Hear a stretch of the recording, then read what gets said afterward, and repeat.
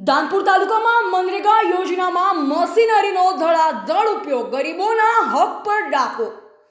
ધાનપુર તાલુકાના મોજે કંજેટા ગામ સહિત અનેક ગ્રામ પંચાયતોમાં મહાત્મા ગાંધી રાષ્ટ્રીય ગ્રામીણ રોજગાર ગેરંટી અધિનિયમ મનરેગા યોજના હેઠળ વ્યાપક ગેરરીતિઓ ચાલી રહી હોવાના ગંભીર આક્ષેપો સામે આવ્યા છે। યોજના મુજબ ગરીબ અને આદિવાસી મજૂરોને 100 દિવસથી રોજગારી આપવાની જોગવાઈ હોવા છતાં વાસ્તવમાં મજૂરોની જગ્યાએ હિટાચી જેવી મશીનો દ્વારા કામ કરાવવામાં આવી રહ્યું છે।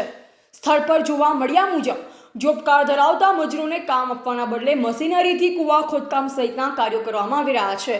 મનરેગાની મૂળ ભાવના મજૂર આધારિત કામ હોવા છતાં મશીનરીનો ખુલ્લેઆમ ઉપયોગ કરવામાં આવી રહ્યો છે, જે સીધી રીતે ગરીબોની રોજગારી છીનવવાનો પ્રયાસ ગણાય।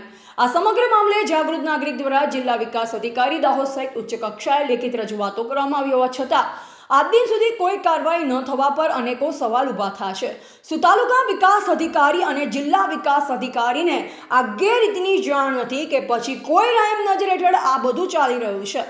ધાનપુર તાલુકાની વિવિધ ગ્રામ પંચાયતોમાં કૂવા અને અન્ય કામોમાં હિટાચી મશીનનો બેફામ ઉપયોગ થઈ હોવાના આક્ષેપો વચ્ચે સ્થાનિકોમાં ભારે રોષ ફાટી નીકળ્યો છે। ગરીબ આદિવાસી પરિવારોને રોજગારી આપવાના બહાને સરકારી નાણાંનો દુરુપયોગ થતો હોવાનો પણ શંકા વ્યક્ત થઈ રહી છે।